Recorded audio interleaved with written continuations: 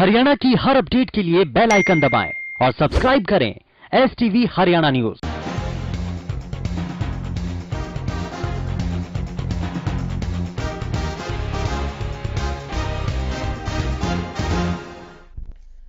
नमस्कार, आपके साथ मैं हूं अनामिका मिश्रा। आप देख रहे हैं प्राइम टाइम डिबेट। बड़ौदा के रण में सियासी शोर मचा हुआ है। राजनीतिक दल जोश में है और कॉन्फिडेंस इतना हाई है कि हर कोई अपनी ही जीत का दावा कर रहा है, ताल ठोक रहा है। क्या बीजेपी, क्या कांग्रेस और तो और INLD भी इनसे 2 कदम आगे निकलकर अपनी जीत की भविष्यवाणी कर रही है। लेकिन बड़ौदा का असल सिकंदर कौन होगा, ये तो 10 नवंबर को ही पता चलेगा। रिपोर्ट देखिए। बड़ौदा का चुनाव दिन ब दिन दिलचस्प होता जा रहा है। राजनीतिक दल एक दूसरे पर वार करने का कोई मौका नहीं छोड़ रहे। आज बड़ौदा में कई दिग्गजों ने जनसभाएं की और एक दूसरे पर जमकर वार किए। बड़ौदा के आहुलाना गांव में जनसभा के दौरान पूर्व सीएम ने बीजेपी सरकार पर जमकर वार किए। हुड्डा ने सरकार पर जात पात की राजनीति करने का आरोप लगाया। वहीं कृषि कानूनों को लेकर उन्होंने कहा कि ये कानून किसान हित में नहीं है। तो गहराई से समझने की जरूरत है। ये जो उपचुनाव हुआ है, ये कोई साधारण नहीं। ये बात तो ठीक है, बीजेपी वाले तो ये कह रहे हैं वो हमारी तो सरकार बनी हुई है, एक MLA के हालत जीतने तो कोई फर्क नहीं पड़ता। लेकिन वो भूल जाते हैं कि ये इलाका ऐसा है, एक के MLA हालत जीतने तो सरकार भी जाती है।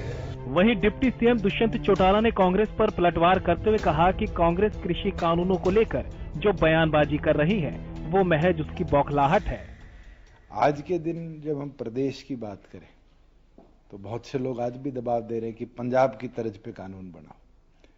आप लोगों ने भी पंजाब का रेजोल्यूशन पढ़ा होगा। उनने बड़े स्मार्टली किसान के साथ एक धोखा किया और लिख दिया कि वीट और पैडी पे MSP जो नहीं देगा उसको सजा होगी। वीट और पैडी पे तो हरियाणा के अंदर हम मशहूर कर रहे हैं। उधर जब बड़े भाई रण में उतरे तो छोटे भाई कैसे पीछे रहने वाले थे।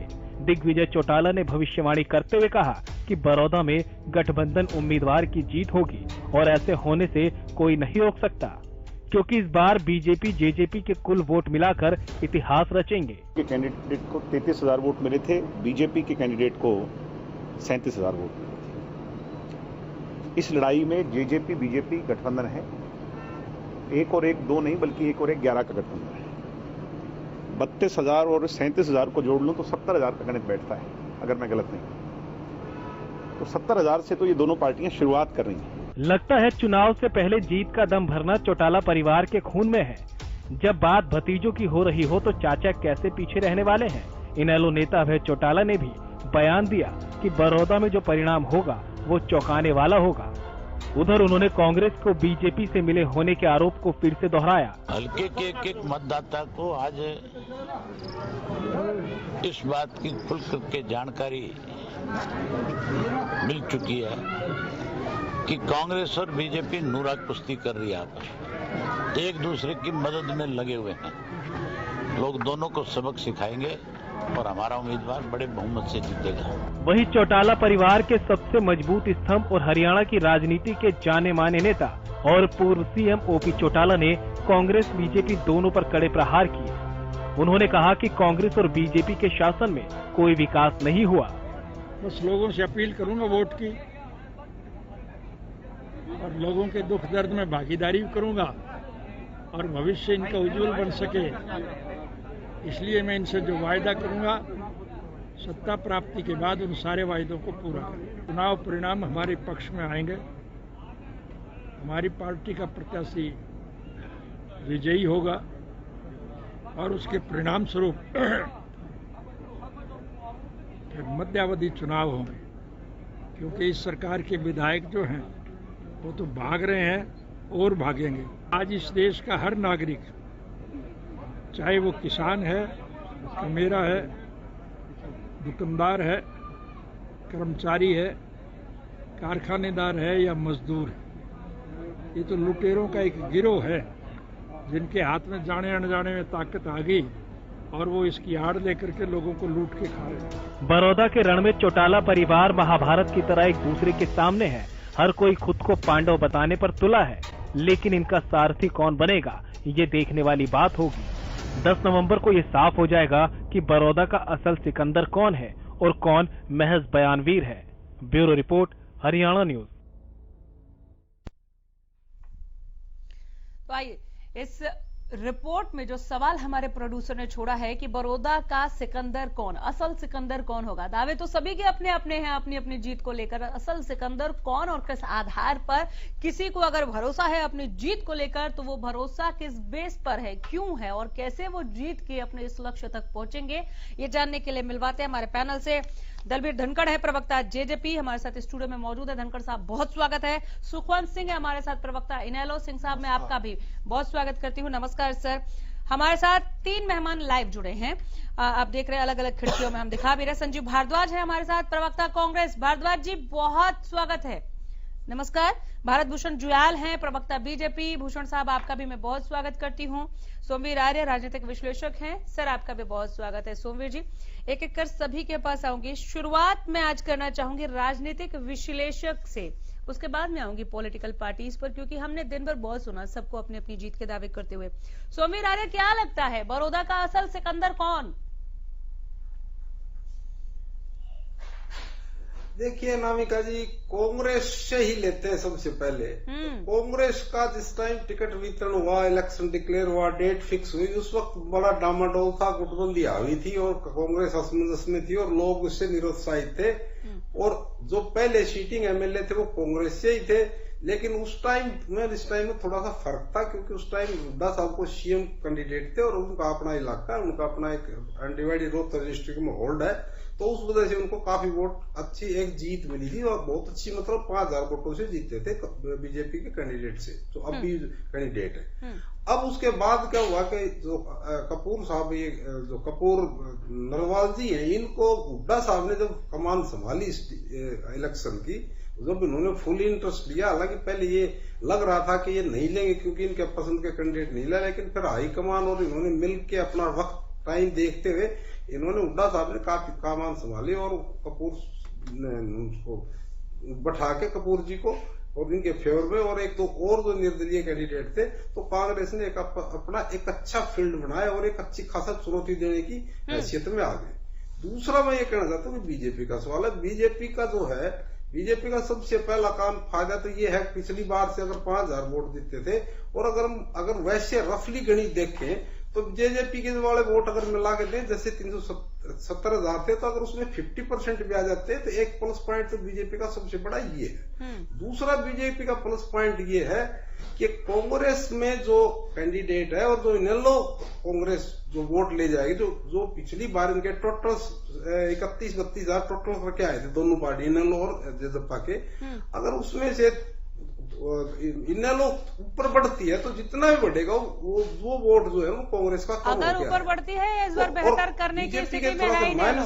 अरे साहब, अगर ऊपर बढ़ती है या बेहतर? देखिए जितना भी ऊपर जाएगी कांग्रेस अगर बेहतर करने की पोजीशन में आती है तो वो कांग्रेस को नुकसान देती है। मेरा मतलब कहने का ये है, उसमें कांग्रेस जीत भी सकती है और कम भी जा सकती है। ये है मेरा मतलब। सर यहाँ थोड़ा सा एक सवाल मैं ऐड करना चाहूंगी। बिल्कुल सर, आपकी बात शिरोधार्य है, लेकिन फिर भी आपने कहा कि इनेलो अगर बेहतर करती है तो वो कांग्रेस को नुकसान देगी। ठीक, मुझे समझ में आता है, लेकिन अगर इनेलो बेहतर करती है तो जो उसके वोट जेजेपी के साथ तब चले गए थे, क्या वो उन्हीं वोट को वापस नहीं पा रही है? और अगर ऐसा होगा तो क्या इससे जेजेपी बीजेपी के योगेश्वर दत्त को नुकसान नहीं देख रहे, आप केवल कांग्रेस को नुकसान देख रहे हैं?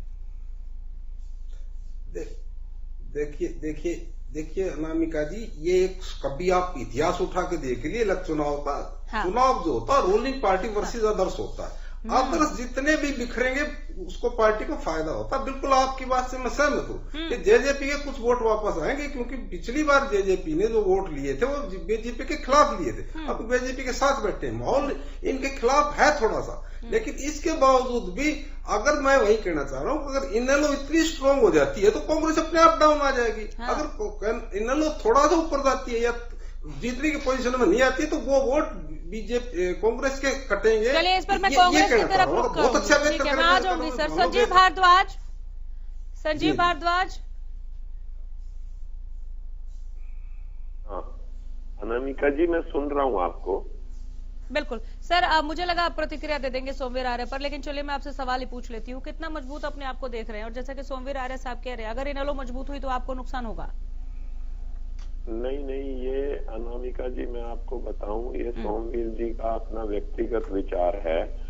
जो स्थिति 2019 के इलेक्शन में थी, उस वक्त अपनी जो रूलिंग पार्टी है बीजेपी ने, उन्होंने एक नारा दिया हुआ था 75 पार, ये पार वो पार, और उस वक्त की स्थिति और आज की स्थिति आप देखिए, ये किसान बाहुल्य ये वो है, आपका विधानसभा है, और किसानों के साथ क्या जाती हो रही है कि किसान सड़कों पे किस तरह से इन कानूनों का विरोध कर रहे हैं, ये कर रहे हैं। तो ये स्थिति सारी तरह से मिला के आप देखें कौन सा वर्ग या कौन सा समाज इस रूलिंग पार्टी ने 6.5 साल में जाति करने पे छोड़ा है। ये सारी चीजें हम मिलाएं और इस स्थिति को आज की को देखें, तो हमारा कांग्रेस का ये नहीं है कि हमारे लिए जीत इम्पोर्टेंट है। हमारे लिए तो ये है कि लोगों को, जो इन लोगों ने परेशान किया हुआ है अपने आप, जैसे आपने दूसरी विरोधी पार्टियों के बयान सुने, उनके नेताओं के सुने हैं, हर एक आदमी सड़कों पे आके इनके जो घोटाले हो रहे हैं या ये जो परेशान कर रहे हैं, रेट बढ़ रहे हैं, तो ये सब चीजों का नतीजा मैं समझता हूँ कि ये इस वक्त बहुत बुरी तरह से हारेंगे। लोग इनको किस तरह से इनके भरम में आगे थे, अब बता देंगे कि अब इनके भरम में आने वाले हम लोग नहीं है। मेरा मानना ये है कि कांग्रेस पार्टी वहां अच्छी जीत अर्जित करेगी, अच्छी जीत रजिस्टर करेगी। भरतभूषण जुयाल, लोग आपके भ्रम में आने वाले नहीं हैं, सुना आपने? अनामिका जी, मैंने अभी भारद्वाज जी को भी सुना और सोमवीर आर्य जी को भी सुना है। देखिए, आर्य साहब एक विश्लेषक है, और विश्लेषक जो है निश्चित रूप से एक निष्पक्ष भाव से जो है विश्लेषण करता है स्थिति का। मैं उनकी बात से बहुत हद तक सहमत हूँ कि जो स्थिति इस समय बड़ौदा की है, उसमें जो मुख्य रूप से जब भी चुनाव होता है तो वोटर आज के समय में वो पुराने वाला वोटर नहीं है कि जो हवा के साथ बहता था।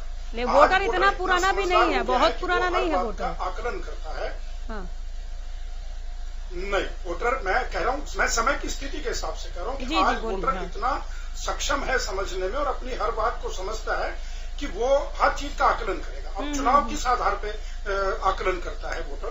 एक तो व्यक्तिगत छवि जो कैंडिडेट होता है उसकी, दूसरा उस पार्टी की छवि जिस पार्टी से वो जुड़ा हुआ है, तीसरा उस पार्टी का मैनिफेस्टो या उस पार्टी की विचारधारा कि वो किस तरीके से काम करना चाहती है। मैं अगर एक एक बिंदु पर चलूं तो एक तरफ हमारे योगेश्वर जी हैं, अब वो मतलब खाली हरियाणा नहीं, उस गांव को नहीं, पूरे देश में भारतवर्ष का नाम रोशन करने के कारण वो एक इस प्रकार के व्यक्ति हैं जिन पर उस क्षेत्र की जनता या हरियाणा प्रदेश या देश गौरव करता है और ये मानता है।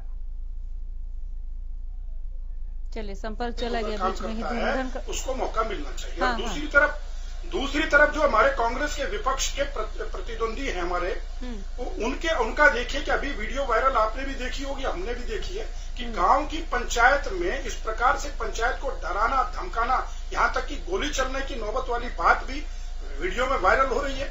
तो इस प्रकार का दोनों को कंपैरिजन ऐसा होगा। दूसरा आ गया पार्टी का। अगर पार्टी का देखेंगे तो पिछले 6 साल के कार्यकाल में भारतीय जनता पार्टी ने जिस प्रकार से उदाहरण के तौर पे सरकारी नौकरियों में पर्ची भाई भतीजावाद को समाप्त करके योग्य कैंडिडेट्स को नौकरी देने का काम किया है, वो आज भी गांव के लोगों में इस बात की चर्चा है और वो मानते हैं कि भारतीय जनता पार्टी जो है स्वच्छ प्रशासन और स्वच्छ शासन चलाने के पक्ष में है। जबकि इनेलो है चाहे कांग्रेस, उनके कार्यकाल में देखिए जेबीटी अध्यापकों के घोटाले के कारण आज चौटाला साहब जो है जेल में है, और दूसरी तरफ कांग्रेस के समय में लीजिए, इन्होंने जो पीटीआई की भर्ती की थी, आज 1983 पीटीआई जो थे, इनकी उस समय की धांधली के कारण जो इन्होंने भर्ती की थी, आज वो सड़कों पर उनका पूरे के पूरे परिवार का पूरा भविष्य दांव पर लग गया। माननीय सुप्रीम कोर्ट के माध्यम से वो भर्ती कैंसिल होगी और फिर भी इनको ये लगता है कि शायद ये बहुत हितैषी हैं कर्मचारियों के। तीसरी बात आती है कि पार्टी की राष्ट्रीय छवि क्या है। कांग्रेस की राष्ट्रीय छवि राष्ट्रीय नेताओं को ले और भारतीय जनता पार्टी के राष्ट्रीय नेताओं को ले, बड़ौदा उपचुनाव में सामने राहुल जनता गांधी पार्टी की राष्ट्रीय और छवि सामने देखेगी नरेंद्र मोदी जी। आपको सच में ऐसा लगता है? ये सवाल वैसे तो समीर आर्य से मुझे पूछना चाहिए था। निश्चित रूप ठीक है से सर, एक छोटा छोटा रिएक्शन में और भी ले लो, दो और मेहमान है, मैं आ जाऊंगी। ठीक है, दलबीर धनखड़ साहब जी। हाँ। धन्यवाद। मैं बड़ौदा के बारे में जैसे आर्या जी ने कही, भारद्वाज जी ने कही और भूषण जी ने कही, सबके विचार हमने सुने। मैं आपको एक बात बताना चाहूंगा, बड़ौदा में क्या है, 3 पार्टियां मुख्य तौर पर इस टाइम सामने आ रही है। हाँ। हालांकि सैनी साहब की पार्टी लड़ रही है और भी कई कैंडिडेट 14 है शायद टोटल। बाकी मुख्य 3 दलों की बातें इस टाइम हो रही है। जननायक जनता पार्टी जमा बीजेपी का साझा उम्मीदवार, कांग्रेस और आईएनएलडी। आप ये जान के चलिए जी, सरकार के अभी 4 साल और बचे हुए, 1 साल सरकार ने का निकल गया है। तो लोग ये चाहते हैं, ये हम सब जानते हैं, बैठे हैं, बड़ौदा में वो विकास आज तक नहीं हो पाया।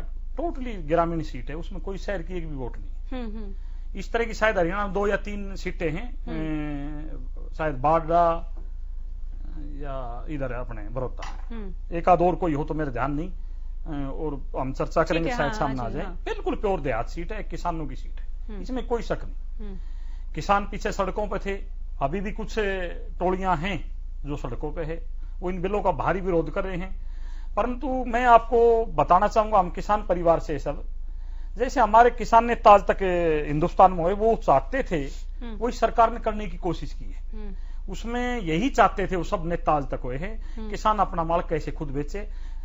इसमें एक और फायदा हुआ है, सरकार ने एक गारंटी ली है, इस रेट पे हम आपका ये चीजें खरीदेंगे।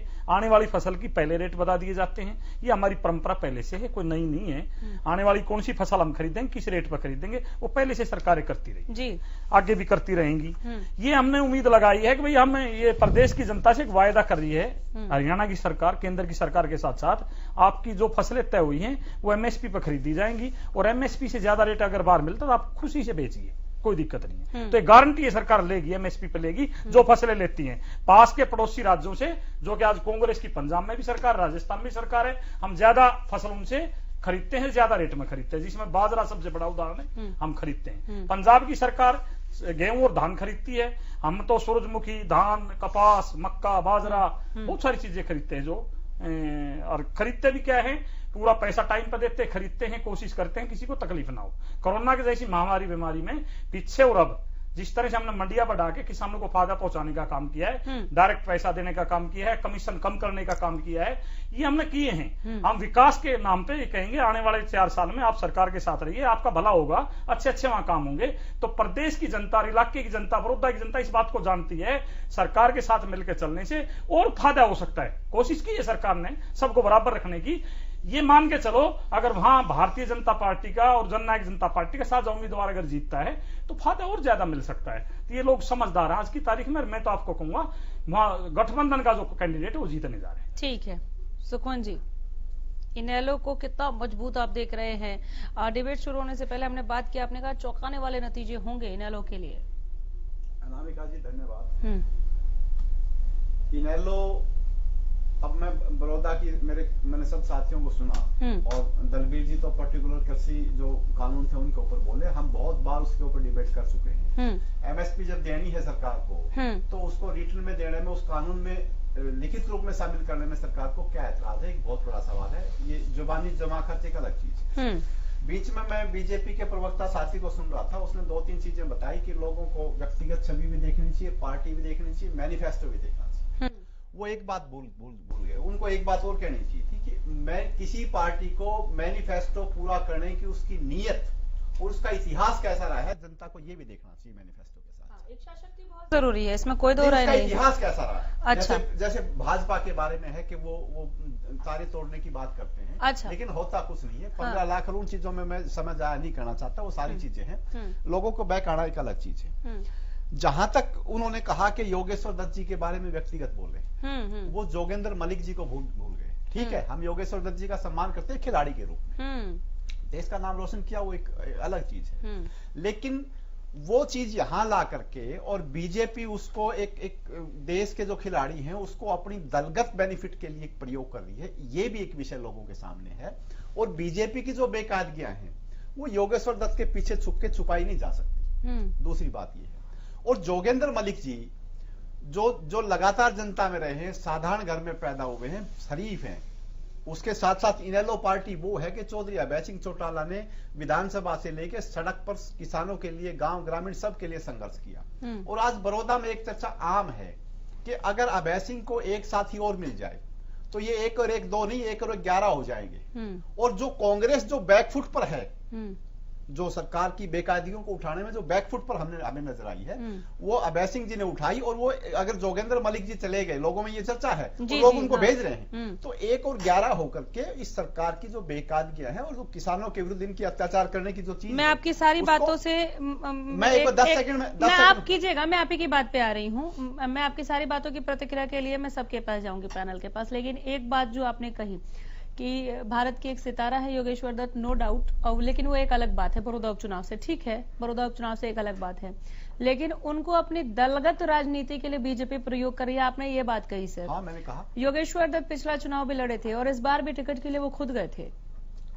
हाँ, मैं इस बात, योगेश्वर दत्त बहुत मैच्योर इनफ हैं कि उनका कोई प्रयोग ना करे, वो चाहते हैं वहां से लड़ना और जीतना। अनामिका जी, जो मैं बात कह रहा हूँ और जो आपने बात की, वो दोनों चीजें मिलती नहीं। मैं ये कह रहा हूँ जो संजीव भारद्वाज जी अभी साफ कह रहे थे वो साफ दिखाई दे रही है कि योगेश्वर दत्त की जो उपलब्धियां हैं उनको बीजेपी अपनी उपलब्धियां मान करके और जनता के सामने पेश कर रही है। अच्छा, हाँ, ठीक है, मेरा कहना ये था। ठीक है, मैं जवाब ले बीजेपी की जो चीजें हैं वो छुपाई नहीं जा सकती। मैं 10 सेकंड और लूंगा आप। हाँ, बिल्कुल। कि जो दूसरा कांग्रेस के प्रवक्ता जी कह रहे थे कि किसानों की परेशानी, महंगाई, रेट बढ़ना दूसरे एक इश्यूज हैं। हाँ। अगर अनामिका जी ये इश्यूज हैं तो ये तो फिर कांग्रेस के विरुद्ध भी इश्यूज हैं कि जब कांग्रेस की सरकार थी किसान तो तब भी परेशान थे, महंगाई तो तब भी बढ़ती थी, दूसरी चीजें तब भी होती थी। तो ये चीजें बीजेपी की तरफ जाएंगी तो कांग्रेस की तरफ भी जाएंगी। बिल्कुल। और निश्चित रूप से आज के दिन जो माहौल है और जो हम एक बात बार कह रहे हैं, चौधरी अभय सिंह चौटाला भी कह रहे हैं कि भाई भूपेंद्र हुड्डा और कांग्रेस जो है ना बीजेपी के साथ कदम ताल कर रही है। वो 10 राज्यसभा का चुनाव और दूसरी सब चीजें हैं, वो समय बर्बाद करने की बात नहीं है। और निश्चित रूप से जिस प्रकार का कैंडिडेट कांग्रेस ने दिया वहां पे, भूपेंद्र हुड्डा जी कह रहे हैं कि मेरी नहीं चली, लेकिन वो अब उन्होंने अंगीकार कर लिया उसको। जिस प्रकार का कैंडिडेट है और जिस प्रकार की वहां पे सोशल इमेज उनकी है, उसके अनुसार तो निश्चित रूप से लगता है कि बीजेपी को फायदा देने के लिए उनको उठाया गया है। नहीं तो दूसरे हम कर्नल रोहित चौधरी का नाम वहां पे सुनते थे जो पढ़े लिखे थे, उनको पीछे करके ये निश्चित रूप से बीजेपी को फायदा पहुंचाने की बात है। और लोग इस बात को समझ चुके हैं। और जोगेंद्र मलिक और इनेलो की जो चीजें हैं इसी बात पर कि क्योंकि कांग्रेस जो है बीजेपी को फायदा पहुंचा रही है बैकडोर से। अच्छा। लोग उस बात को समझ चुके हैं। और क्योंकि बीजेपी के विरुद्ध बहुत जबरदस्त माहौल है और राजनीति अनामिका जी को कांग्रेस बीजेपी को अपने ही गढ़ में क्यों फायदा पहुंचाएगी? ये क्यों का सवाल तो आपको समय के साथ मिल जाएगा। जैसे मैं जो बात, मेरी इस बात को आप यहाँ पे आपको ऐसा क्यों लगता है वो तो हम राज्यसभा में भूपेंद्र हुड्डा जी ने बीजेपी के कैंडिडेट को फायदा क्यों पहुंचाया था? आप जवाब दे दें। मैंने तो आपसे कहा ही नहीं कि उन्होंने वहां पे फायदा पहुंचाया था या मैं कह रहा हूं, अगर आप कह रहे हैं कि फायदा पहुंचाया, मैं कह रहा हूं क्यों का अब कोई ये कहे कि राज्यसभा के चुनाव में भूपेंद्र हुड्डा जी ने बीजेपी के कैंडिडेट को फायदा क्यों पहुंचाया, तो वो सवाल तो वो बताएं, वो क्यों पहुंचा रहे हो तो बेहतर बता। लेकिन हम तो आपको ये बता रहे हैं कि वो फायदा सर, अगर इतना आप आरोप जिस हिसाब से लगा रहे हैं ना तो आपको बोल देना चाहिए। क्यों डर रहे नहीं पता, ठीक है। मैं तो किसी बात आप लोग क्यों नहीं, तो आप बता दीजिए ना आपको क्यों लग रहा है। मैं अगर कहूंगी कि आप इनको फायदा पहुंचा रहे हैं तो मैं तो बोलूंगी कि मुझे ऐसा इसलिए लगता है कि आप फायदा पहुंचा रहे हैं। मैं अपनी तरफ से इस बात को एक्सप्लेन करने की कोशिश करूं। हो सकता है वो चीज हो सकता नहीं भी हो, जिस प्रकार हो सकता है, पर आप इतना गंभीर आरोप लगा रहे हैं। हाँ, मैं नहीं, जो सर्कमस्टांसेस वहां पे है उसके आधार पे ये आरोप है और निश्चित रूप से ये चीज है, बता दीजिए। लेकिन उसको एक्सप्लेन मैं ये कह रहा हूं कि भूपेंद्र हुड्डा जी पर जिस प्रकार से एफआईआर दर्ज हुई है, अच्छा, जिस प्रकार से जमीनें हैं, वो एक दबाव हो सकता है। और वो पीछे प्रीवियस हिस्ट्री राज्यसभा की है, दो तीन चीजें और हैं जो कोरोबरेट करती हैं इस बात के लिए। चीज नहीं, एक तो ये चीज है कि जो आज के दिन बड़ौदा में की जा रही है, दूसरी उसको सबऑर्डिनेट करते, उसको सपोर्ट करते हुए अच्छा कोरोबरेट कुछ चीजें और करती हैं। और इसीलिए आप देखेंगे कि एक बात आप बताएं कि एक कैंडिडेट जो कांग्रेस ने दिया उसके ऊपर इस प्रकार के गंभीर आरोप कि वो अपने गांव की पंचायत में इस प्रकार की बात करे और इस प्रकार के कैंडिडेट का चुनाव करना। और आप देखिए ये कहा जा रहा है कि कपूर नरवाल जी को दिलाना चाहते थे भूपेंद्र हुड्डा, हाँ। और कपूर नरवाल जी को ना दिला करके उस कैंडिडेट को दिलाना, आप क्या मानेंगे इस बात को कि किसको फायदा पहुंचाने की बात की जा रही है। दूसरा, कल की मैं एक और घटना बताता हूं आपको कि जिस प्रकार से कुलदीप शर्मा जी ने भूपेंद्र हुड्डा और दीपेंद्र हुड्डा के साथ मंच के साथ उन्होंने एक खाप के ऊपर, सम्मानित खाप के ऊपर टिप्पणी की है, वो चीज क्या है। अब आप मेरे से पूछे कि उन्होंने ऐसा क्यों किया, तो मैं तो नहीं दे पाऊंगा, लेकिन साफ दिखाई दे रहा है कि किस प्रकार वो पूरे इलेक्शन को डाइवर्ट करने की उसमें है, और बीजेपी, ये सब सारी चीजें बीजेपी को फायदा पहुंचा। बीजेपी और कांग्रेस के लिए बड़े सवाल आ गए हैं सुखवंत सिंह की तरफ से, और ब्रेक पर जाना पड़ रहा है मुझे, लेकिन मैं एक एक करके जब ब्रेक से लौटूंगी तो बीजेपी और कांग्रेस के साथ ही लौटूंगी। एक छोटा सा ब्रेक ले रहे हैं यहाँ पर, लेकिन ब्रेक पर जाते जाते माहौल थोड़ा सा बदल गया और सुखवंत सिंह की तरफ से यह आरोप लगा दिया गया है कि कांग्रेस बीजेपी को सपोर्ट कर रही है। इनेलो की तरफ से कोई पहली दफा आरोप नहीं है, लेकिन बहुत खुलकर बोल रही है इनेलो, और बार बार बोल रही है कि आप इस बड़ौदा उपचुनाव में कांग्रेस जो है वो बीजेपी को सपोर्ट कर रही है। तो कांग्रेस से जवाब ले लेती हूं मैं यहाँ पर। संजीव भारद्वाज जी, क्या कर रही है कांग्रेस? आपके माध्यम से अपने साथी प्रवक्ता सुखवंत जी को बताऊं कि ये पिछले 5 साल जब ये बीजेपी की सरकार थी तो इनके ही नेता भाई अभय सिंह जी विपक्ष के नेता के रूप में थे 4.5 पौने 5 साल के करीब, और क्या उन्होंने मुद्दे उठाए, कैसे उठाए कि उनकी 18-19 सीटों से वो 1 सीट पे आ गए, ये इनको देख लेना चाहिए। जहां तक ये हमारे और बीजेपी के मिलने की बात कर रहे हैं, आज तक जब से ये विधानसभा बड़ौदा बनी है, शायद ही हमारा कैंडिडेट भी इतने मार्जिन से नहीं जीता होगा जो इस बार 10 नवंबर को नतीजे आएंगे। आप देखेंगे, आप क्या पूरे प्रदेश की जनता देखेगी, जो कि हमें विश्वास है कि किसान भी जिस तरह से हम किसानों के साथ सड़कों पे खड़े हैं, व्यापारियों के साथ खड़े हैं, मजदूरों के, कर्मचारियों के मसले उठा रहे हैं, तो हमें विश्वास है कि इस बार हम वो जीत दर्ज करेंगे जो शायद ही आज तक के इतिहास में बड़ौदा विधानसभा से हुई हो। जहां तक भारत भूषण जी का सवाल है, नहीं एक सेकंड एक सवाल ऐड करें सुखवंत जी, सुन लीजिए। संजीव भाई, आपने मेरे सवालों का जवाब नहीं दिया। तो राज्यसभा के चुनाव में भूपेंद्र हुड्डा जी ने क्या किया था, वो आप नहीं मानते क्या बीजेपी की वो मदद थी, और इसी प्रकार का प्रयास दोबारा नहीं हो सकता क्या? मैं अभी दोबारा आपको बताता हूँ। ऐसा है सुखवंत जी, कोई गलत बात कहना, हम इतने मतलब अच्छे चैनल पे, इतने इम्पोर्टेंट चैनल पे बैठे हैं, किस बात की मदद, हर पार्टी में हर नेता का हक है। डेमोक्रेटिक सेटअप का यही तो खूबी है, यही तो खूबसूरती है कि हर नेता आगे बढ़ने की कोशिश करता है। वो एक हेल्दी कंपटीशन है। अगर हुड्डा साहब बने हैं या वो करे हैं, तो आप कोई सबूत मुझे इस चैनल के माध्यम से, अनामिका जी के माध्यम से दें कि हुड्डा साहब ने बीजेपी की सपोर्ट ली। सबने देखा किस प्रकार से बेकायदगी हुई, और पूरे देश में क्या है वो सबके सामने सबूत है, उसको अलग से देने की आवश्यकता नहीं। देखो सुखवंत जी, ऐसे सुखवंत जी, बगैर सबूत के कोई बात, आप एक रिस्पॉन्सिबल प्रवक्ता हैं, कोई बात कहना, मैं आपसे बहस में नहीं जाऊंगा। वो तो जनता सुन रही है, मुझे भी सुन रही है, आपको भी सुन रही है। बगैर बात हम बहस करें, ऐसे कोई सबूत के बगैर कोई चीज बोलना वो शायद ठीक नहीं रहेगा। राज्यसभा का चुनाव चलिए ठीक है, आपके सवाल का जवाब उन्होंने दे दिया। मैं आपके पास आ रही हूँ भरत भूषण जुयाल जी, ये जो आरोप लग रहे हैं इसका बीजेपी के पास क्या जवाब है? क्या बीजेपी को फिर अगर इस तरह के आरोप लग रहे हैं तो बीजेपी क्या पहले से खुश है, संतुष्ट है कि नहीं, सीट तो मिल ही रही है? क्या चल रहा है सर? ये बयान वीर हम बहुत देख रहे हैं इस दफा बड़ौदा उपचुनाव जी। बाद में वक्त देना, मेरी पूरी बात बिल्कुल आ रही हूँ सर, आ रही। थोड़ा बहुत बड़ा पैनल होता है तो शॉर्ट कमेंट्स जरूरी होते हैं, नहीं तो फिर बहुत उबाऊ लगेगा और औरों को मौका नहीं मिलेगा। ठीक है भारत भूषण जी, क्या सर ये बयान वीर यहाँ पर जो हमें दिख रहे हैं, आरोप प्रत्यारोप हम देखेंगे, कोई मुद्दे की बात करेगा? मैं आपसे एक निवेदन करना चाहूंगा। पहले तो मैं आपको और चैनल को बहुत बधाई देना चाहता हूं कि जिस सुचारू रूप से, बढ़िया तरीके से आपके माध्यम से ये डिबेट चल रही है, और सभी जो प्रतिभागी हैं वो भी बहुत संयम के साथ कर रहे हैं, बड़े बधाई के पात्र हैं हम। बहुत शुक्रिया, बोलिए। दूसरा जो सुखवंत जी बात कह रहे हैं कि भाजपा वो मदद कांग्रेस करती रही है या कर रही है, ये बिल्कुल अनर्गल बातें हैं, ये विषय से भटकने वाली बातें हैं। जिस विषय पर चुनाव होने वाला है उन पर अगर हम केंद्र करेंगे और प्रदेश की जनता को अपनी अपनी उपलब्धियां बताएंगे, यही मैं चाहती हूँ कि विषय पर बात हो के माध्यम से जो है क्षेत्र की जनता से विषय पर बात करें। विषय पर बात अभी माननीय भारद्वाज जी ने की है। 2 विषय उन्होंने छेड़े, किसानों का मुद्दा और एक कर्मचारियों का मुद्दा। किसानों के मुद्दे पर मैं कहना चाहूंगा कि स्वामीनाथन आयोग जब बना था 2006 में, 2014 तक कांग्रेस की केंद्र में और हरियाणा में सरकार रही, उस समय इन्होंने वो लागू नहीं किया। स्वामीनाथन आयोग के जो समिति बनी थी उसके चेयरमैन माननीय भूपेंद्र सिंह हुड्डा जी थे। आपको भी पता, सारे प्रदेश को, सारे देश को पता है, वो कुछ नहीं कर पाए। दूसरा, भारतीय जनता पार्टी की सरकार ने आकर के इन 6 सालों में केंद्र में और हरियाणा प्रदेश में भी उदाहरण लेकर देखे, बहुत फसलें पंजाब के मुकाबले देख ले, पंजाब में ज्यादा कांग्रेस की सरकार रही है। सुनिएगा संजीव, तो देखे ना, फसलों में गेहूं और धान के अलावा यहाँ पर सरसों है, सरसों है, कपास है, मक्का है, बाजरा है, तिलहन है। इस प्रकार से एमएसपी तय करके और एमएसपी पे खरीद की जा रही है, ये उदाहरण है।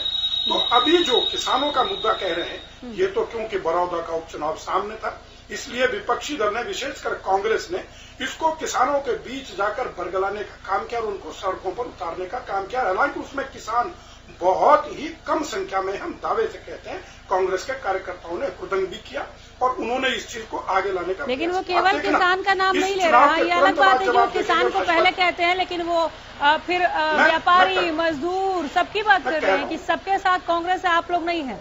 मैं कहता हूँ, मैं अनामिका जी, मैं अनामिका जी की बात नहीं कर रहा हूँ। मैं किसानों के बाद मजदूरों पे भी आ रहा हूँ, मैं कर्मचारियों पे। तो किसानों के लिए देखिए, हुड्डा सरकार के समय पे 6,000 रुपए प्रति एकड़ मुआवजा होता था, हम 12,000 रुपए दे रहे हैं। किसानों के लिए बीमा योजना इन्होंने भी चलाई थी, इनेलो ने भी चलाई थी।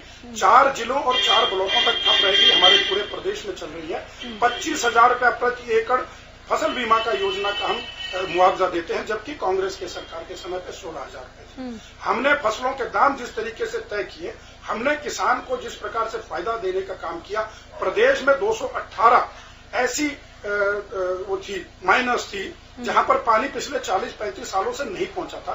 उन माइनस में हमने पानी पहुंचाने का काम किया। 218 में से 211 माइनस में सिंचाई का पानी पहुंच गया है।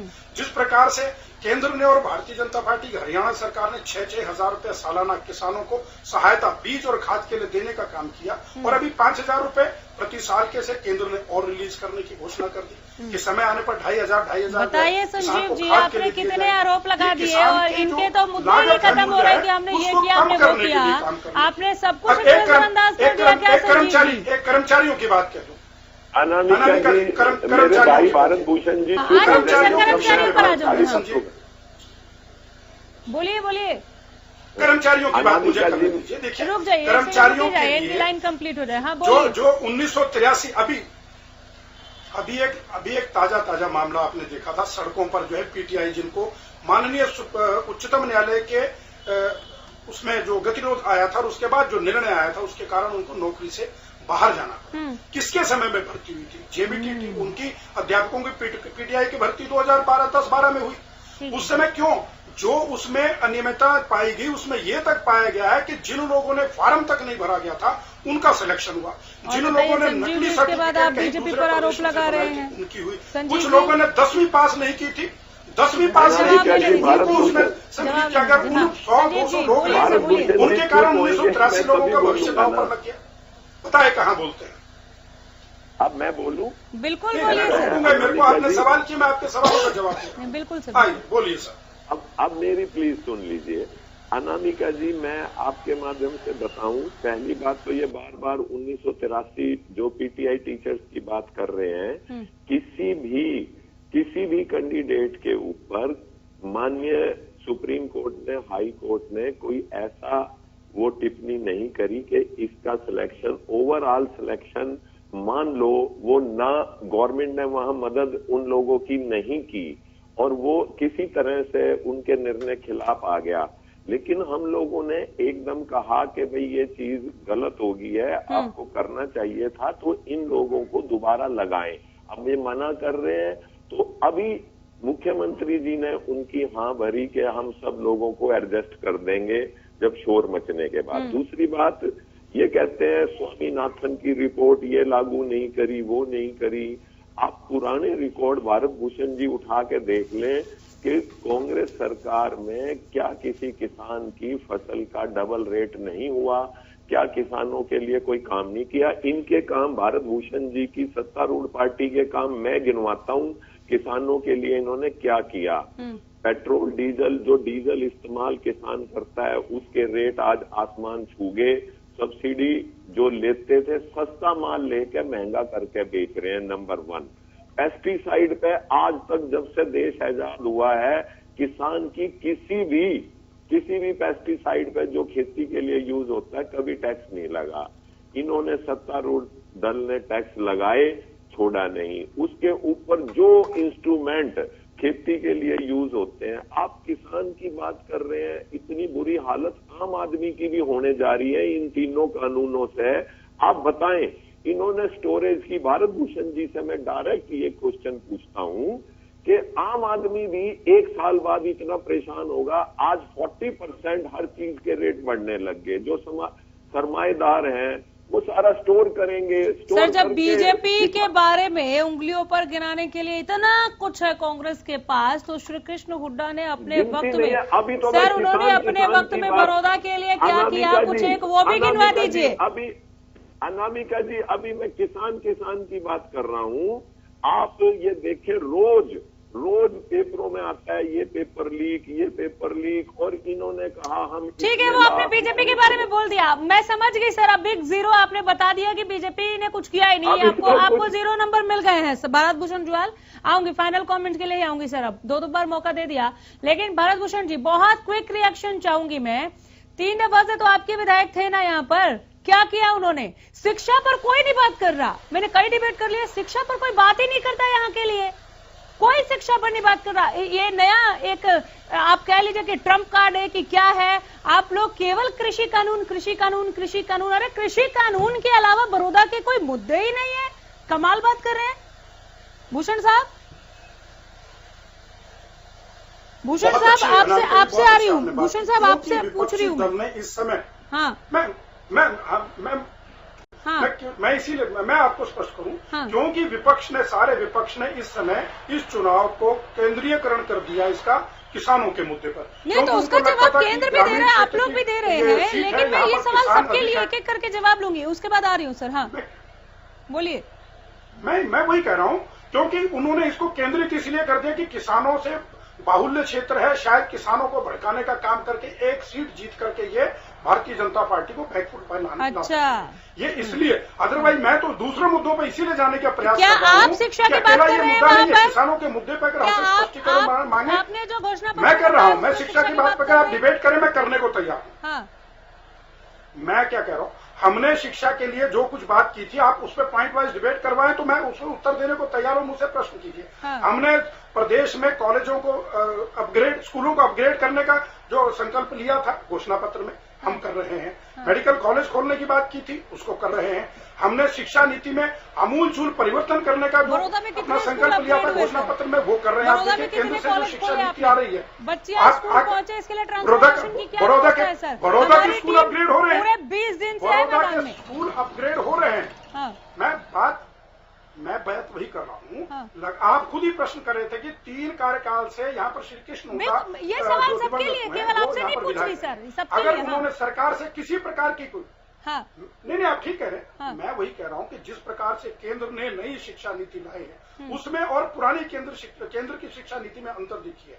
जब कपिल सिब्बल जी मानव संसाधन मंत्रालय देखते थे, उस समय उन्होंने एक इस देश को, भविष्य को दांव पर लगा करके ये पॉलिसी बनाई थी कि 8वीं तक 9वीं तक बच्चे को किसी भी प्रकार से स्कूल में एग्जाम नहीं लेना, देता है दे, ना देना ना दे, डिटेन नहीं करना है। उससे क्या हुआ कि जब बोर्ड के एग्जाम में वो बच्चा 10वीं, ठीक है सर, आ जाओगे सुखवंत सिंह, शिक्षा को लेकर इनेलो भी बात करते हुए भी दिखी नहीं है। हजारों लाखों बच्चों का, करोड़ों भविष्य का। बोलिए। हास्यास्पद बात है कि बीजेपी के प्रवक्ता कृषि कह रहे हैं कि कृषि कानूनों का केंद्रीयकरण कर दिया विपक्षी लोगों ने। अब किसानों को मार करके आप किसानों के बच्चों को कौन सी शिक्षा देंगे, उनको कौन सा क्या करेंगे? जब उनके जो बाप हैं वो खेतों में इन कृषि कानून से मारे जाएंगे तो आप उनको कौन सी शिक्षा दोगे? आप कृषि कानूनों पे बात इसलिए नहीं करना चाहते कि इनको पता है इन्होंने किसानों के डेथ वारंट पे साइन कर दी। दूसरी बात, मैं मेरी पहले वाड़ी में बीजेपी के और कांग्रेस के दोनों प्रवक्ता इस बात से बचते नजर आए कि मैंने दोनों पर मिली भगत का आरोप लगाया। अनामिका जी, मैं एक एग्जाम्पल के माध्यम से, और मैं चाहूंगा कि जवाब दे उस बात। बिल्कुल बिल्कुल पूछिए। 2009 में जब मनमोहन सिंह की सरकार थी केंद्र में, तो उन्होंने आधार कार्ड बनवाने शुरू कर दिए, और जब मोदी जी ने 2015 में जाके देखा कि आधार कार्ड जो है विदाउट लेजिस्लेशन कोई एक्ट नहीं आया है और कोई कानून नहीं बनाया, आधार कार्ड बनवा दिए, तो मोदी जी ने उसी मनमोहन सिंह को जिनको वो पानी पी पी कर कोसते हैं, उन्हीं के आधार कार्ड शुरू करवाने की योजना को 2016 में आधार एक्ट के साथ लीगलाइज किया। मैं ये कह रहा हूं, ये एक एग्जाम्पल है, और एग्जाम्पल भरा पड़ा है लीगल हिस्ट्री से, इनकी पॉलिटिकल हिस्ट्री से, जहां ये दोनों के वो मिले हुए हैं।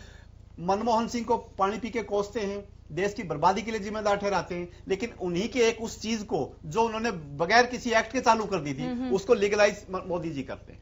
मेरा कहने का तात्पर्य ये है कि एक सांपनाथ है, एक नागनाथ है, और अच्छा। दोनों ही ग्रामीण गांव, ग्रामीण किसान, कमेरे, शोषित, वंचित, गरीब, दोनों दुश्मन हैं। और दोनों ही जैसे कांग्रेस के प्रवक्ता साथी अभी कह रहे थे कि हमने किसानों की हालत के लिए ये जिम्मेदार है। अनामिका जी, मैं पूछना चाहता हूं कि किसानों की हालत के लिए क्या कांग्रेस जिम्मेदार नहीं है क्या? इतने लंबे समय तक उनका केंद्र में राज रहा, और क्योंकि इस देश के संविधान में ये नोट कीजिएगा संजीव जी, हाँ, इस देश के संविधान में ये व्यवस्था है कि केंद्र की कानून जो कंकरेंट लिस्ट में जो सब्जेक्ट होंगे उनके ऊपर जो केंद्र कानून बनाएगा वो प्रिवेलेंट होंगे, वो बड़े होंगे। तो उन कानूनों की वजह से, केंद्रीय कानूनों की वजह से किसान की ये हालत हुई है, और उन केंद्रीय कानूनों में कांग्रेस का बहुत बड़ा हिस्सा है। मेरा कहने का मतलब यह है कि लोग इस बात को समझ चुके हैं, किसान इस बात को समझ चुके हैं। अगर ये शुगर कोटेड जहर कांग्रेस देगी किसान को, तो किसान समझेगा नहीं क्या? चलिए ठीक है, मैं इसी पर, आपने किसान पर, आपने आज से नहीं, आप लोग बहुत पहले से बोल रहे हैं, कांग्रेस भी बोल रही है और बीजेपी समझा रही है, जेजेपी समझा रही है, वो हम देख रहे हैं, लेकिन क्या केवल कृषि एक मसला है? चूंकि ग्रामीण क्षेत्र है तो वहां पर आप किसानों का नाम ले लेकर वोट के लिए जाएंगे। अनामिका जी 5 सेकंड मेरे को दें। कृषि बिल्कुल मसला है, क्योंकि जीवन यापन, नहीं, कृषि बिल्कुल मसला है और कृषि ही एक मसला है, ये अलग अलग बातें हैं। सबसे पहले कृषि मसला है, उसके बाद तो बात कीजिए, उसके बाद तो शिक्षा स्वास्थ्य पर बोलिए। आप शिक्षा के लायक छोड़ेंगे नहीं जब उनके पास जीवन। चलिए ठीक है, भरत भूषण, इस सवाल का जवाब लेने के लिए आपके पास भी आऊंगी। धनखड़ साहब, मैं देख रही थी जब मैं शिक्षा को लेकर बीजेपी से सवाल कर रही थी, आप वहां में सिर हिला रहे थे। क्या आप लोग अमूलचूल परिवर्तन कर देंगे? और सुखवंत सिंह के बात का जवाब देते हुए आप मेरी बात पर आइएगा।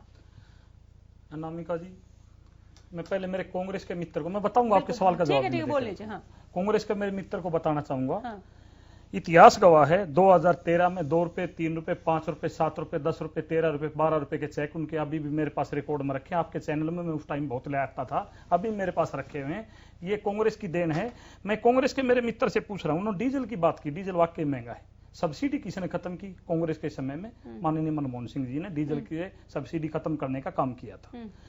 मैं एक बात पूछना चाहता हूं, आज इन लोग मेरे भाई बैठे हैं छोटे, और कांग्रेस के मेरे बड़े भाई बैठे हैं, SYL के ऊपर भी कभी कभी बोल लो, किसान जरूरी है तो SYL भी जरूरी है, पानी पीने का भी जरूरी है। मैं रणदीप सुरजेवाला जी पंजाब में जाके कहते हैं घोषणा पत्र को उठा के पंजाब दा पानी पंजाब दे वास्ते SYL की बात करते हैं। मैं बड़ा हैरान होता हूं कई बार। अनामिका जी, सुखवंत बहुत पढ़े लिखे व्यक्ति हैं, बिल्कुल मेरे छोटे भाई हैं, हमने साथ इकट्ठे काम किया है। जबान के धनी अबैसिंग जरूर कहेंगे जब भी किसी डिबेट में बैठेंगे। मैं 2 बातें इनसे पूछना चाहता हूं, जबान के धनी कितने हैं मेरे को जरूर बता के जाना। तब हमारे माननीय सुप्रीम कोर्ट ने SYL के ऊपर फैसला दिया, हरियाणा को पानी मिलना चाहिए। वहां अकाली दल की सरकार थी, हमारा गठबंधन, जब मैं इनेलो में था, हमारा गठबंधन था अकाली दल से। चौधरी अभय सिंह जी ने प्रेस कॉन्फ्रेंस के कही, आज से हम पारिवारिक मित्र तो हम रहेंगे, आना जाना सामाजिक तो रहेगा, परंतु जब तक पंजाब का पानी SYL का हरियाणा में नहीं आ जाता। शिरोमणि अकाली दल से हमारे राजनीतिक गठबंधन आज ही तोड़ते हैं। प्रेस कॉन्फ्रेंस रिकॉर्डेड है। उसके बाद आने वाले विधानसभा में फिर से उन्होंने गठबंधन कर लिया। बड़ी चिंता होती है मेरे को कई बार। ये जबान के धनी मत कहो इनको, ठीक है, मौका परस्त है, पॉलिटिक्स है, आपने कर ली, आपकी मजबूरी थी, आपने गठबंधन फिर कर लिया, क्यों प्रेस कॉन्फ्रेंस करके लोगों को गुमराह करने का काम कर रहे हैं? यही कांग्रेस कर रही है, यही करिए। जहां तक शिक्षा की बात है अनामिका, बिल्कुल आप कहते हो पिछड़ा हुआ क्षेत्र है, शिक्षा के माध्यम से किसान बहुत हैं, शिक्षा की नहीं। परंतु सरकार ने, मैं आपको बताना चाहूंगा, एक महिला कॉलेज, एक यूनिवर्सिटी वहां दे दी है और उस पर हम काम कर रहे हैं। काम होगा, लोगों को रोजगार भी मिलेगा, शिक्षा का स्तर भी बढ़ेगा। और किसानों को मैं फिर कहता हूं, पंजाब की, राजस्थान की बात कभी भी कांग्रेस नहीं करेगी। वहां किसानों की क्या बुरी हालत है, यहाँ सरकार ने जिम्मेवारी उठा रखी है। मैं कह रहा हूं, माननीय दुष्यंत चौटाला ने एक बात कह दी थी, जिस दिन MSP नहीं मिलेगा हम इस सरकार का हिस्सा नहीं रहेंगे। चैलेंज है हमारा ये, एक एक दाना हम खरीदवाएंगे जी, हम पैसा दिलाएंगे, और जिस दिन MSP नहीं रहे हम सरकार के साथ नहीं रहेंगे। ठीक है, मैं अनामिका जी नहीं आ रही हूँ सर, एक बार जरा विश्लेषण भी ले लूं मैं। सोमवीर आर्य साहब, सबको आपने सुना, जनता के हितों की कितनी बात हो रही है, मौका परस्ती यहाँ पर कौन दिखा रहा है या कौन मौका परस्त आपको नजर आ रहा है? जितनी बातें आपने सुनी, सांपनाथ, नागनाथ, ये नया आया है बड़ौदा उपचुनाव में इनेलो की तरफ से। जी जी जी जी हंस रहे हैं, भरत भूषण साहब हंस रहे हैं। आपके साथ जी जी जी जी, जितने भी प्रवक्ता ये आपके सामने बैठे हैं ना, ये किसान की बात तो कम से कम ना करें। मैं बताता हूँ किसान की बात, अगर किसान पे ही चल रही है तो एक और वो सारी पार्टियां की, सॉरी देवलाल की पार्टी काफी पावर पर है बीच में। मैं 1980 से बात करता हूँ। 1980 में गेहूं की जो समर्थन मूल्य MSP जिसको कहें, ये 70 रुपए थी।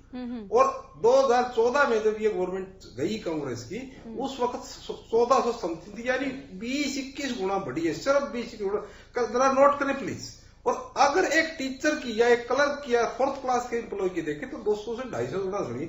इसमें ये सारे एक दूसरे को एलिगेशन लगाते हैं, सारे एक दूसरे को गलत बताते हैं कि हम तो ये कर दे। इसमें चोरी देवलाल की पार्टी पावर में रही है VP सिंह के साथ, बीजेपी भी 5 साल पावर में रही है, कांग्रेस तो रही है। इन्होंने कांग्रेस के ने किसान के लिए कभी नहीं सोचा। सिर्फ ये जब इलेक्शन आता है, ये बिल्कुल आपकी जायज बात है कि आप इलेक्शन आज बड़ौदा का है, ये बड़ौदा में कृषि क्यों हो रहा है? ये इसलिए हो रहा है कि जो किसान है इसको सबसे इजी लूटर वो है। दूसरा मैं ये कहना चाहता हूँ, बार बार इसीलिए कह रहे हैं कि कृषि इसलिए कह रहे हैं कि और रुपये आए ना, ये क्योंकि कृषि का।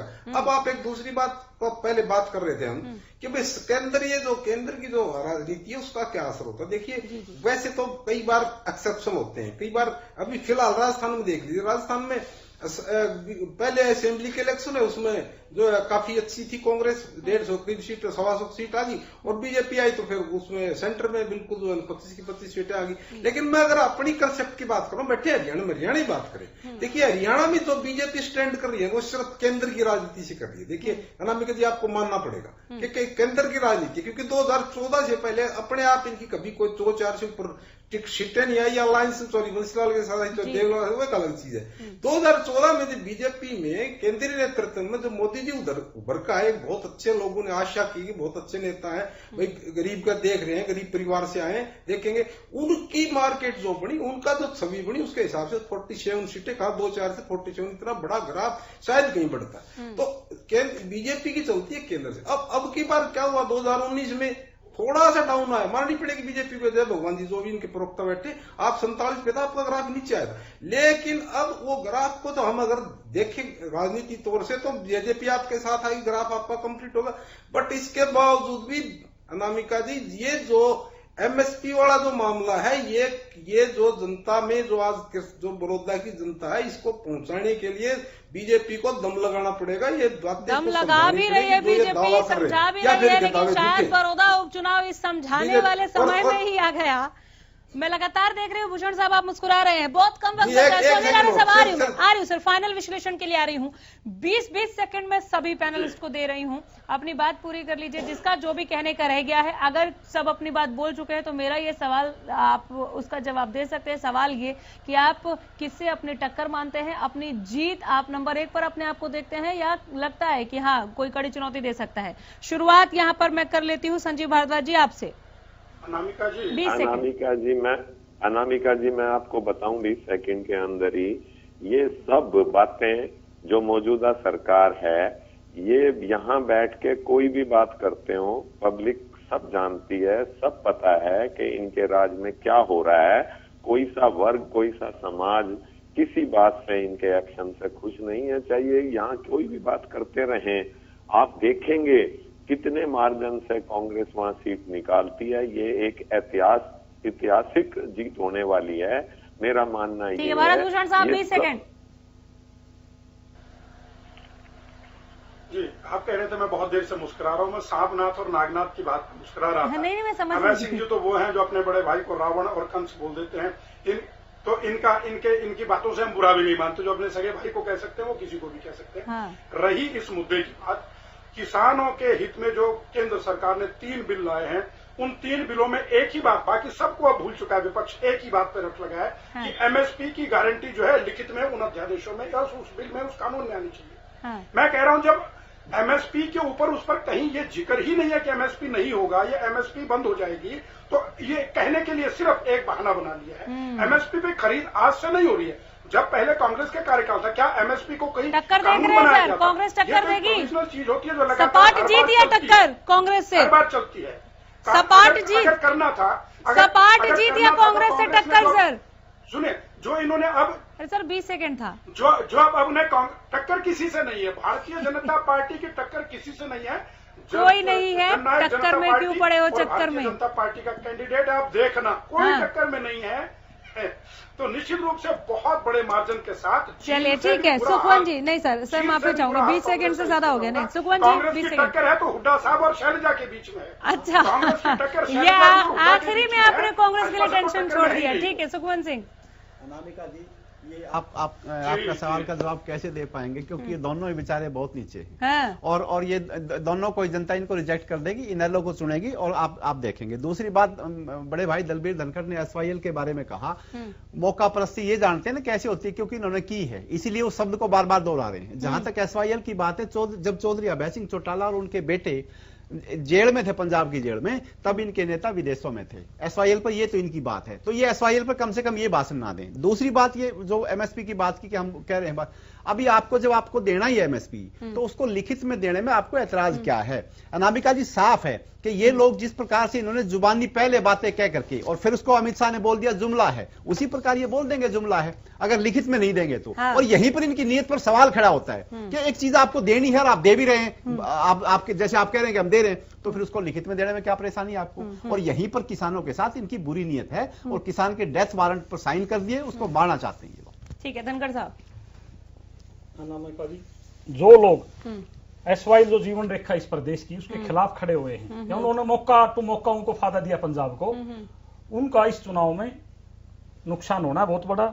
और मैं तो एक बात कहता हूं, हम दोनों पार्टियां मिलकर चुनाव लड़ी, हम 70,000 से शुरू करेंगे, कांग्रेस 42,000 से शुरू करेगी, इनेलो सिर्फ 3,000 से शुरू करेगी। वो फासला कैसे पार किया जाए? राजनीति कोई मैथमेटिक्स फिर आप फिर बोल रहे हैं, आप बीच में बोल रहे हैं, आपको तकलीफ हो जाती क्या वजह? समझ में राजनीति कोई मैथमेटिक्स नहीं, मैथमेटिक्स है। नहीं, आप 3454 वोट आई थी आपकी, आपका गठबंधन था वहां। मैथमेटिक्स मैं तो आपके बीच में नहीं बोल रहा, मैं तो आपके बीच में नहीं।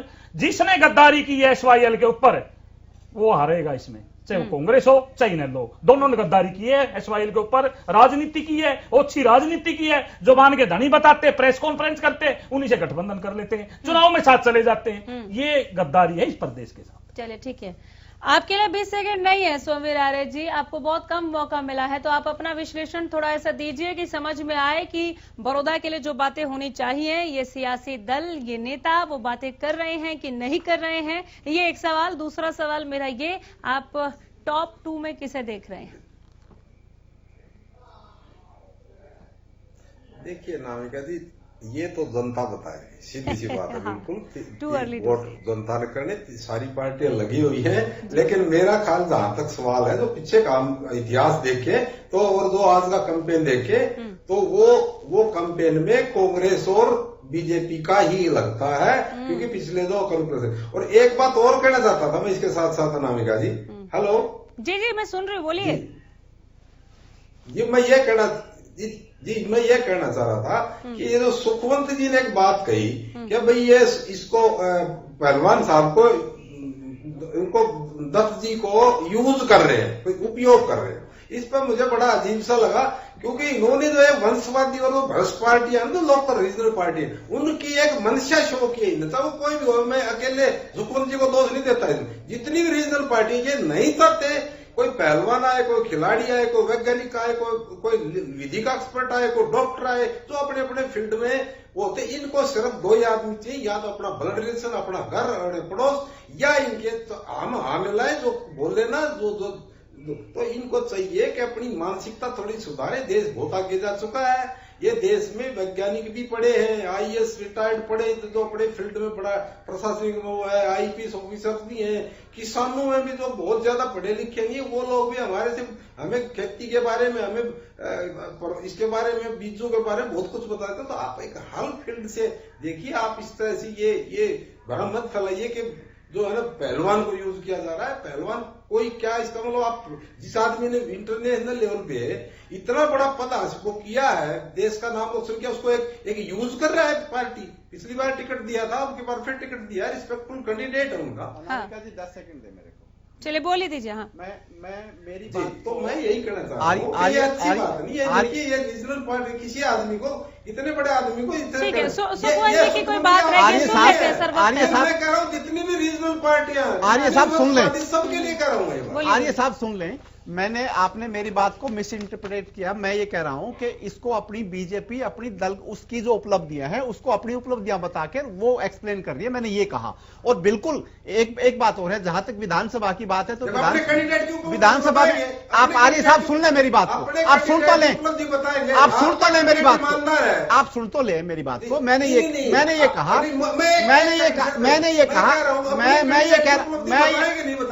मैं ये कह रहा हूं आर्य साहब के जोगेंद्र मलिक और वहां पे कैंडिडेट वो हो विधानसभा में, वो जाए जो उस इलाके की नस नस को जानता हो, जो वहां उस इलाके में रहा हो।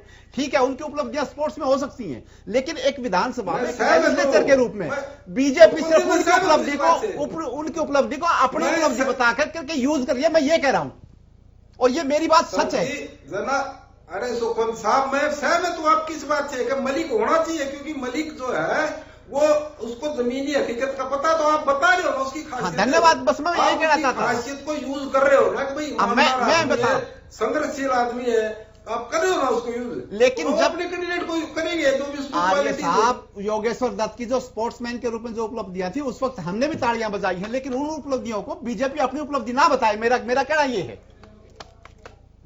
ठीक है, जल्दी से, ठीक है, जल्दी से। मैं तो सारी आपको नहीं करा। जी सोमेर साहब जल्दी से खत्म करना। अनामिका जी, हमारी तो यही है, स्वस्थ लोकतंत्र है, इसमें ये पार्टी अपना अच्छे भले वोट मांगे, अच्छे भले अपने प्रचार करे, अच्छे भले मुद्दे उठाए, जिससे हमें जनता का फायदा हो सके।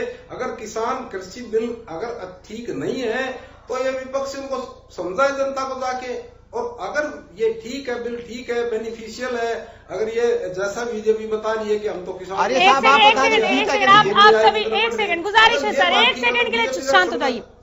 सौम्य जी एक सेकंड के लिए शांत हो जाइए। आप देख रहे हैं बड़ौदा का सुपर सर्वे, सिर्फ हरियाणा न्यूज पर हमारी एडिटर इन चीफ प्रतिमा दत्ता के साथ शनिवार शाम 5 बजे हमारा ये सुपर सर्वे बड़ौदा उपचुनाव को लेकर पूरा हो गया है।